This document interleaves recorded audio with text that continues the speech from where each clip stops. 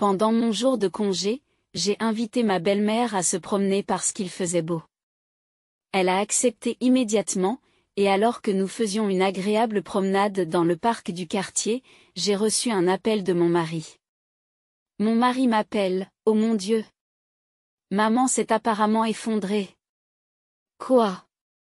Qu'est-ce qu'il raconte? Ma belle-mère est juste à côté de moi. Oui. Alors, j'ai décidé de rentrer à la maison pour un moment. Je vois.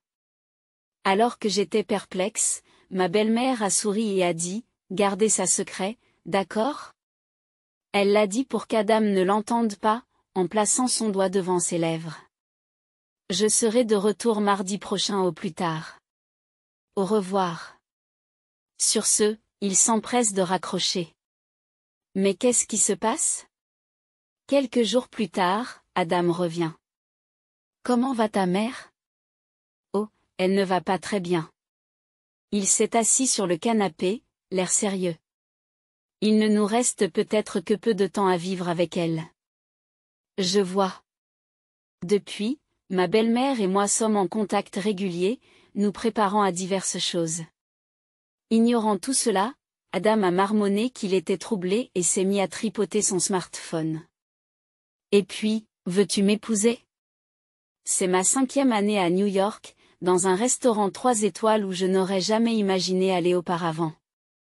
C'est mon petit ami, rencontré ici, qui m'a demandé en mariage. Aujourd'hui est le plus beau jour de ma vie. J'ai fait le serment dans mon cœur de vivre avec lui. Je m'appelle Marie Hollande. J'ai déménagé en ville après le décès de mes parents. J'ai toujours été consciente de ma vie insouciante à la campagne. Lorsque je suis arrivée à New York, j'ai été submergée par la hauteur des bâtiments et le nombre de personnes, et je suis restée figée sur place pendant un certain temps. N'ayant jamais mis les pieds dans une ville, j'étais souvent désemparée et ne savais pas quoi faire. Dans ma ville natale, fermer la porte à clé quand on sort n'était pas une habitude. Et il était normal de recevoir des légumes d'un voisin, rarement d'en acheter soi-même. Même travailler dans une entreprise était une chose à laquelle je devais m'habituer, et j'ai fait beaucoup d'erreurs au début. Marie, quel genre de travail avez-vous commencé? J'ai travaillé comme employée de bureau dans une entreprise commerciale. Il n'y avait pas beaucoup d'endroits où l'on pouvait embaucher une fille de la campagne qui n'était pas nouvellement diplômée. Tout en mangeant les plats élégamment présentés, mon petit ami, non, mon désormais fiancé Adam et moi nous sommes remémorés le passé. Pourquoi as-tu décidé de travailler dans une bibliothèque? C'était à cause de votre lieu de travail? Eh bien, tout le monde s'entendait assez bien. Mais l'entreprise était incroyablement exploiteuse. Oui, ça doit être difficile de savoir quelles sont les mauvaises entreprises quand on arrive à New York. Exactement. À l'époque, je n'avais pas réalisé qu'il s'agissait de ce que les gens appellent une entreprise noire. Je pensais simplement que j'étais surchargée de travail, mais que c'était normal dans cette ville. C'est effrayant de voir à quel point on peut s'habituer aux choses. À l'époque, j'étais prête à travailler partout où l'on voulait bien m'embaucher. Ayant dépensé la majeure partie de mon argent pour le déménagement et les funérailles, j'avais besoin de gagner rapidement de l'argent. Par rapport à ma ville natale, le salaire était plus élevé ici et les trains étaient fréquents. Je pensais donc que je ne manquerais pas le dernier train pour rentrer chez moi. Mais la réalité n'a pas été aussi clémente. L'entreprise qui m'a finalement embauchée m'a fait travailler du premier train du matin au dernier train du soir. La pause déjeuner ne durait que 30 minutes et il était interdit de sortir pendant le travail. Je gagnais de l'argent mais je n'avais pas le temps de le dépenser. Je pensais sincèrement que c'était normal à l'époque. Cela n'a pas dû être facile. Pourquoi avez-vous décidé de devenir bibliothécaire? J'avais déjà une licence de bibliothécaire à l'université. Mais lorsque j'ai emménagé ici, la bibliothèque était trop loin, alors j'ai abandonné. J'ai alors décidé de démissionner et de me rapprocher, et j'ai réussi à trouver un emploi dans une bibliothèque. Quelque chose de particulier vous a poussé à démissionner? Il y avait une vieille dame accroupie devant un cabinet d'ophtalmologie. Je l'ai aidée à se rendre à la gare, mais j'étais en retard et je me suis fait gronder. Le stress du travail s'est reporté sur moi, et je me suis fait engueuler pendant 3 heures pour des choses comme le fait d'être toujours en retard et de s'habiller de façon négligée. Le visage de mon patron à l'époque me hante encore. Tu as aidé quelqu'un et tu t'es fait engueuler? Exactement.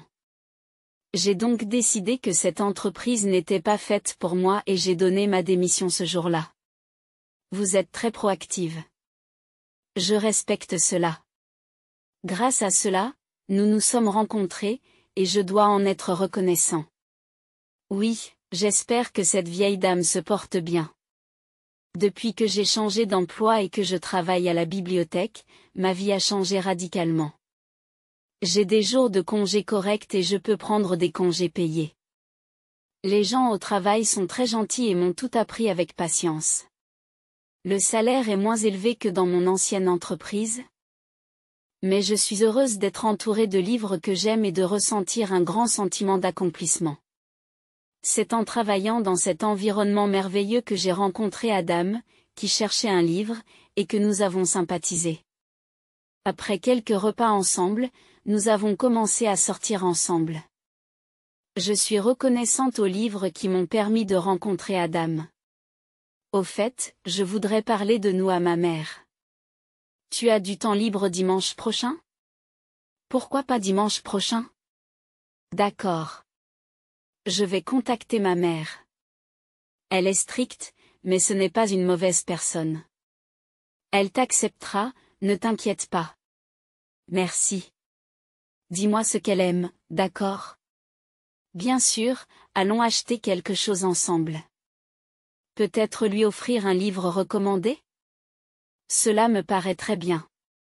Nous avons continué à bavarder tout en mangeant des plats délicieux et en buvant du vin, peut-être un peu trop.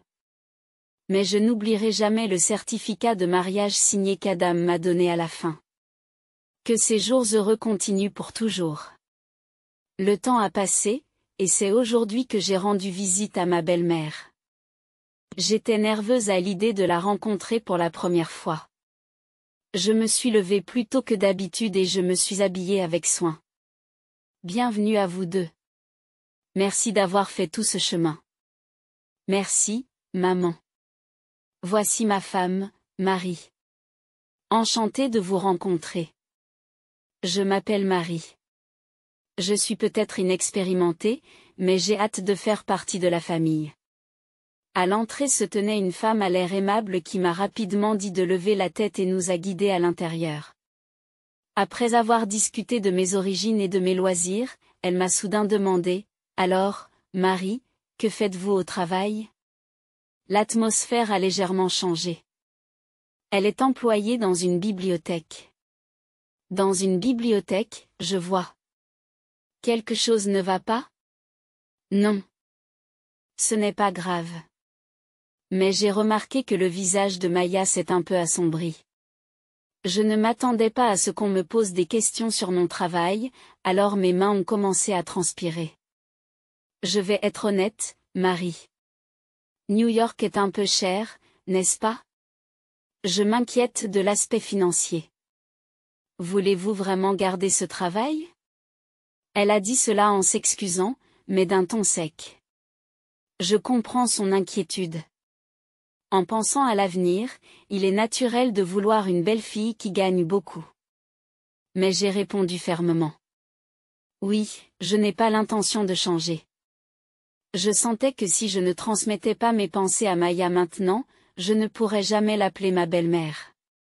J'avais peur, mais je pensais que la mère d'Adam finirait par m'accepter. J'ai donc répondu avec confiance. J'ai travaillé pour une entreprise horrible, mais j'ai changé d'emploi et je suis devenue bibliothécaire. Je crois que ce travail, qui rend les gens heureux grâce aux livres, est vraiment épanouissant.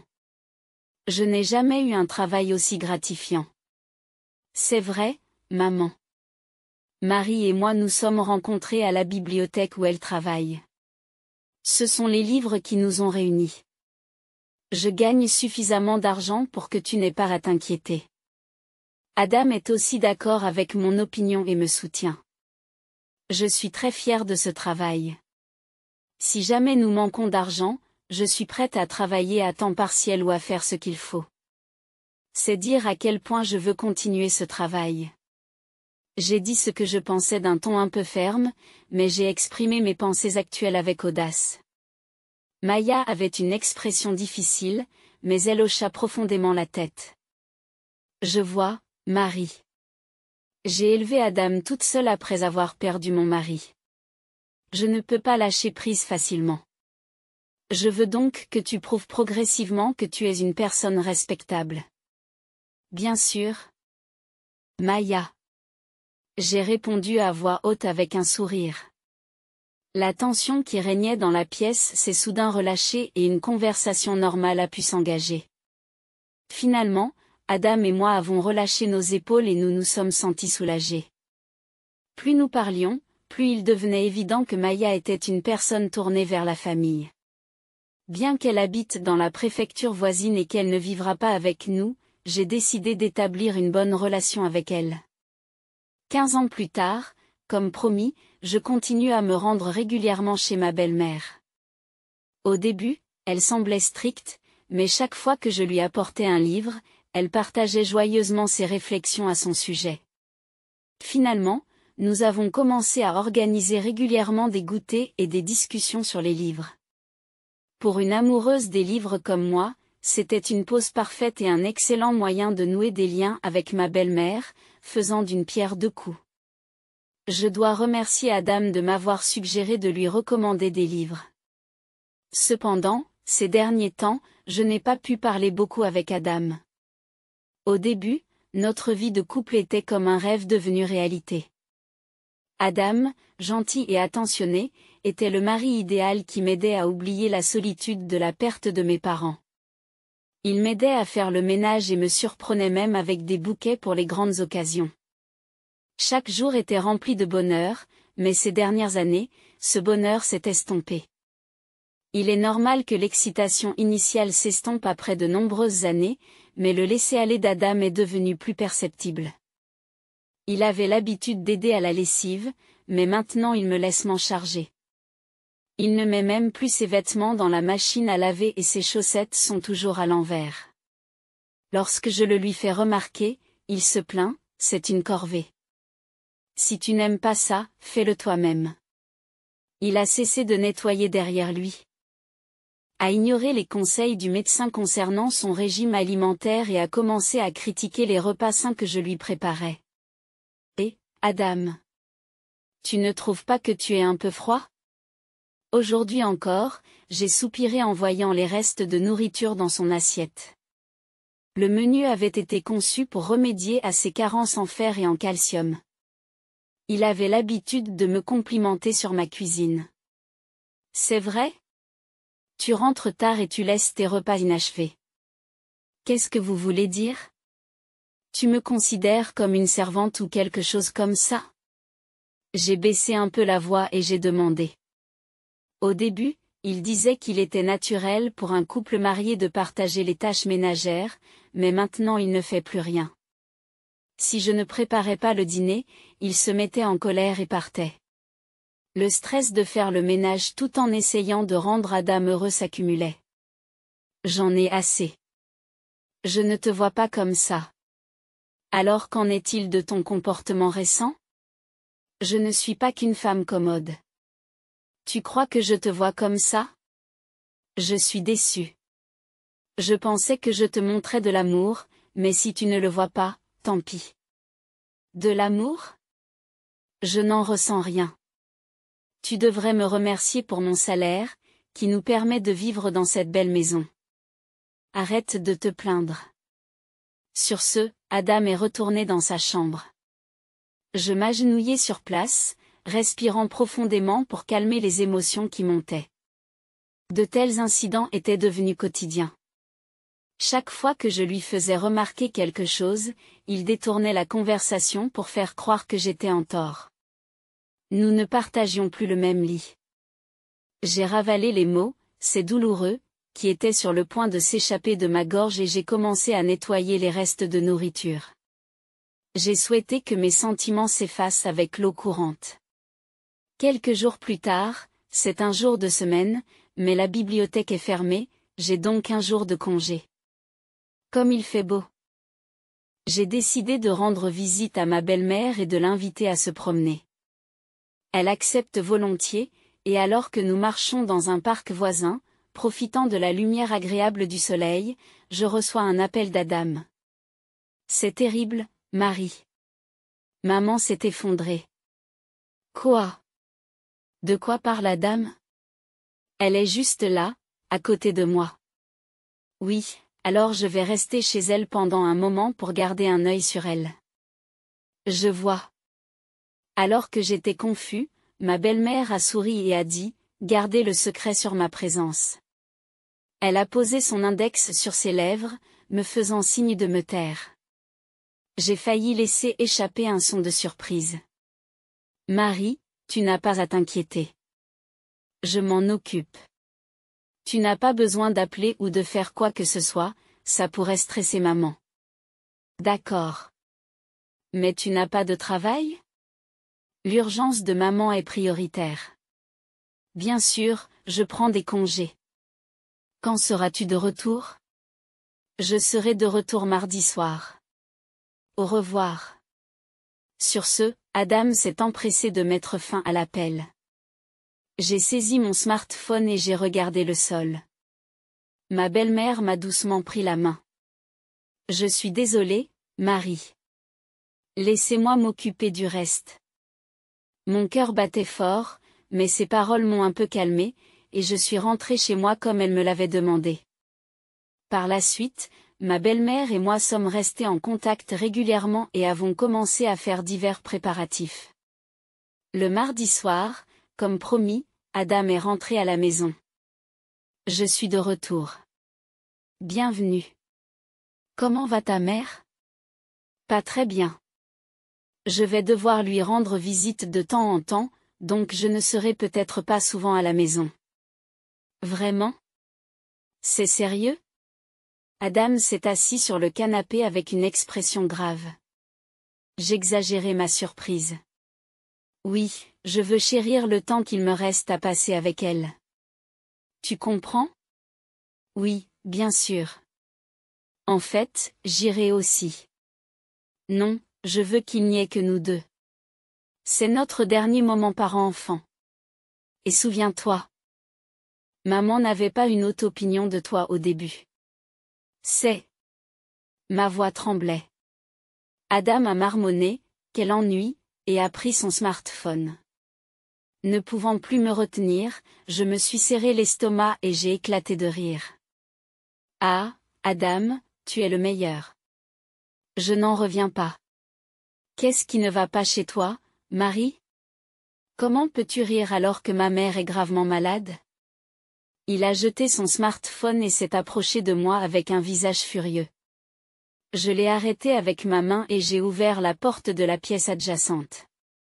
Qui est gravement malade? Ma mère. Pourquoi? Ma belle-mère elle-même est apparue. Adam était tellement choqué que son visage est devenu pâle. Au contraire, ma belle-mère s'est approchée d'Adam avec une expression féroce. Qu'est-ce que tu as fait cette semaine? Qu'est-ce que tu as fait cette semaine? Comme tu peux le voir, je suis en parfaite santé. Qu'est-ce que tu faisais? C'est-à-dire? Adam détourne les yeux et hésite. Bien sûr, il ne pouvait plus mentir alors que sa mère en parfaite santé se tenait devant lui. Marie, tu l'as appelée? Je t'ai dit de ne pas le faire parce que ça la stresserait. Incapable de trouver une excuse, Adam tourna sa colère vers moi. Mais comme j'avais le dessus, je n'ai pas eu peur. Adam, quand tu as appelé, j'étais en train de me promener avec ma belle-mère. J'ai montré à Adam mon historique de chat avec ma belle-mère. Il montrait clairement notre conversation lorsque je l'ai invitée à se promener pendant le jour de congé de la bibliothèque, et qu'elle a accepté avec plaisir. Il était donc évident dès le départ que vous mentiez. Mais pourquoi? Vous n'étiez pas si proche. Au début, elle s'est plainte de votre faible salaire. C'était juste pour tester Marie. Malgré ce que j'ai dit, Marie a continué à m'apporter des livres recommandés et à m'inviter à sortir. Contrairement à vous, qui n'êtes jamais venu. Ma belle-mère a parlé d'un ton exaspéré. Et Adam a essayé d'argumenter. Je ne savais pas. Pourquoi ne pas me l'avoir dit? J'ai essayé au début, mais tu n'as plus écouté. Au départ, je n'avais pas l'intention de le cacher, mais le refus d'Adam de communiquer s'est retourné contre lui. S'il avait su que nous avions une bonne relation, cela ne serait pas arrivé. Adam baissa les yeux, frustré. Son smartphone vibrait, mais il était trop épuisé pour s'en soucier. Tu te souviens quand je t'ai raconté avoir aidé une vieille dame devant une clinique ophtalmologique alors que je travaillais dans une entreprise? C'est ce qui a déclenché mon changement de carrière. Je crois que je m'en souviens. C'était moi. Le monde est petit, n'est-ce pas? Oui, c'est l'événement le plus important qui m'a rapproché de ma belle-mère. Alors qu'elle se remémorait le passé au cours d'un goûter, elle s'est soudain exclamée bruyamment. C'était moi. Elle a écarquillé les yeux, l'air surpris. À l'époque, elle souffrait d'une maladie oculaire complexe et était venue en ville pour se faire opérer. Cependant, après l'opération, elle s'est perdue et était désespérée lorsque quelqu'un l'a appelée. En raison des gouttes ophtalmiques post-opératoires, sa vision était encore floue et elle ne pouvait pas voir le visage de la personne. Elle ne m'a donc pas reconnue à mon visage, mais elle en est devenue certaine après avoir entendu mon histoire. Je suis si heureuse d'avoir rencontré à nouveau la personne qui m'a aidée. Grâce à cela, nous sommes devenus très proches. J'étais trop épuisée à l'époque pour me souvenir correctement des visages, et je ne m'en suis donc pas rendu compte. Depuis, je me demande si tu es bien rentré chez toi.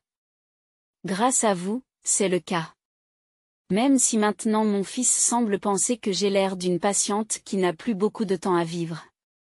Peut-être que la prochaine fois, c'est toi qui devrais te faire opérer des yeux. D'habitude, Adam essaie de me dominer. Mais il semble n'avoir aucune chance face à sa vraie mère. Il ouvrit la bouche, semblant vouloir dire quelque chose, mais aucun son ne sortit. Puis, la porte menant à la pièce adjacente s'ouvrit à nouveau, et j'entendis une voix de femme appeler Adam. Ou, Yona. Bonsoir, cela fait depuis hier. Yona sourit tristement et fit face à Adam. Elle était un peu plus jeune que moi, avec un visage bien dessiné, une charpente délicate et une robe à fleurs qui lui allait bien. En voyant ses épaules légèrement tremblantes, j'ai ressenti un instinct protecteur. Je comprenais un peu pourquoi Adam était tombé amoureux d'elle. Pourquoi es-tu ici, Yona? Quand je suis rentrée à la maison après que nous nous soyons dit au revoir hier, ces gens étaient là. Ils m'ont tout raconté. Vous êtes mariés, n'est-ce pas? Comment l'avez-vous fait? J'ai engagé une agence de détectives pour enquêter sur tout ce qui s'est passé la semaine dernière. Il y a une semaine, juste après avoir raccroché le téléphone avec Adam, ma belle-mère m'a renvoyé chez moi et est allée directement à l'agence de détectives. Elle ne s'est pas souciée du coup et a demandé d'urgence une enquête sur la liaison de son fils. Les preuves ont été rapidement rassemblées, ils ont identifié le domicile de Yona et ont pris contact avec elle. Adam, vous vous êtes bien entendu avec mes parents, n'est-ce pas? Ils sont très en colère, et bien sûr, moi aussi. Je les ai amenés ici aujourd'hui pour arranger les choses. D'après l'enquête, Yona travaillait dans une entreprise cliente, et elle nous a dit qu'ils avaient eu le coup de foudre. Elle ne savait pas qu'Adam était marié, et si elle l'avait su, elle ne serait jamais sortie avec lui. Ses parents, qui envisageaient de se marier, ont été furieux d'apprendre la vérité sur Adam. Ils se sont sincèrement excusés auprès de moi, bien qu'ils ne soient pas en tort. Ce qui m'a fait me sentir à la fois coupable et encore plus en colère contre Adam. C'est pourquoi je me suis excusée auprès d'eux trois et leur ai proposé de venir ici aujourd'hui. Donc, Adam, votre affaire est complètement dévoilée. Je vous donnerai les coordonnées de mon avocat tout à l'heure. Tu passeras par eux à partir de maintenant. Comment comptes-tu vivre sans moi? Les prix ont explosé par rapport à avant. Tu ne peux pas survivre avec ton seul salaire. Adam m'a jeté un regard à moitié provocateur. Ma belle-mère s'est interposée pour empêcher Adam de me voir. En fait, j'ai commencé quelque chose de nouveau. Sur ce, elle montre à Adam un écran de son smartphone. Qu'est-ce que c'est? Récemment, j'ai commencé à investir dans l'immobilier. C'est très rentable. L'argent dépensé pour l'agence de détective n'a pas fait de mal. L'écran affiche un graphique de taux. Ma belle-mère, qui avait étudié l'investissement, avait bien réussi dans ses investissements. Bien sûr, j'ai aussi aidé en appliquant ce que j'ai appris à l'université et dans mes livres préférés. Nous gagnons probablement bien plus que le salaire d'Adam aujourd'hui. Tu n'as donc pas besoin de t'inquiéter pour notre argent.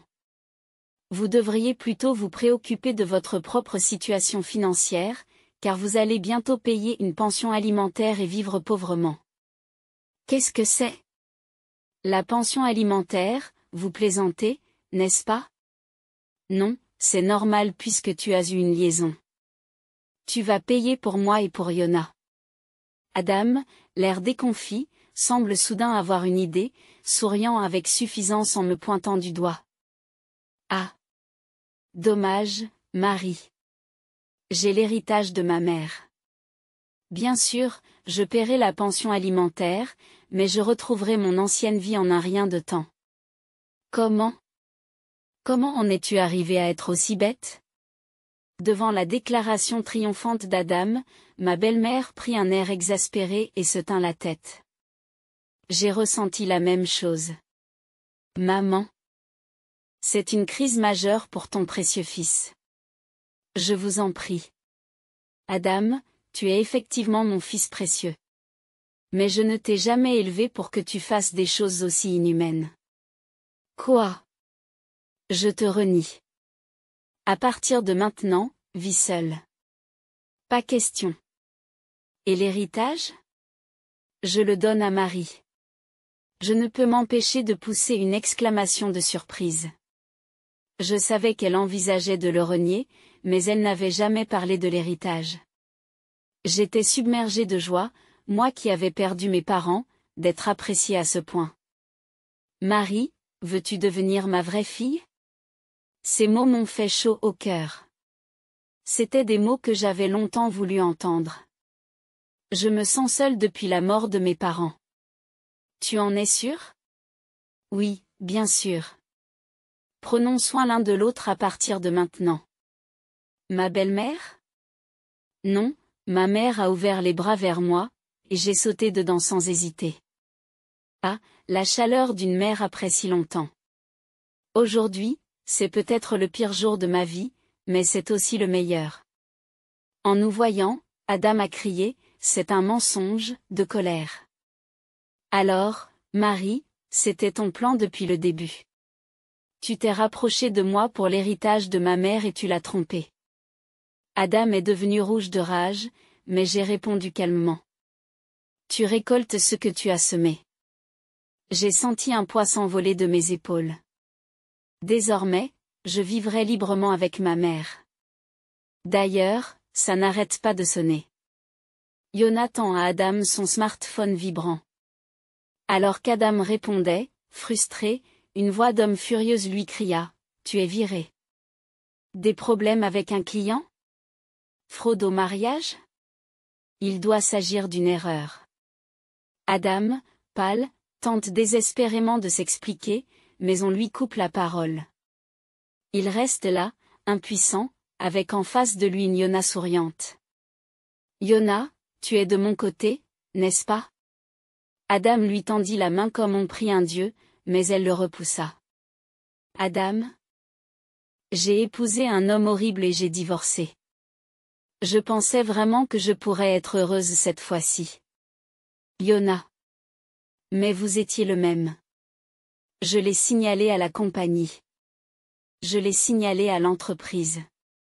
Au revoir. Sur ce, Yona s'est dirigé vers la porte et ma mère l'a suivi. J'ai remis les papiers du divorce à Adam et j'ai quitté la maison.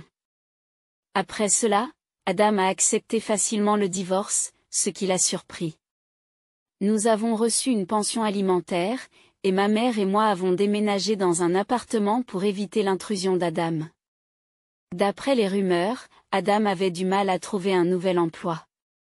Nous avions répandu sa mauvaise réputation, ce qui rendait difficile l'obtention d'un autre emploi dans le même secteur d'activité.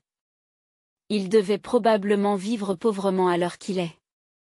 Bonjour, maman. Bonjour, Marie. C'est une si belle journée. On va pique-niquer dans ce grand parc aujourd'hui? C'est parfait. Préparons des sandwichs et apportons-les. Je vivais paisiblement avec ma mère dans notre appartement. Nous allions à la bibliothèque pour étudier ensemble l'investissement immobilier, nous passions nos week-ends à sortir, nous échangions des critiques de livres et nous profitions d'un temps libre.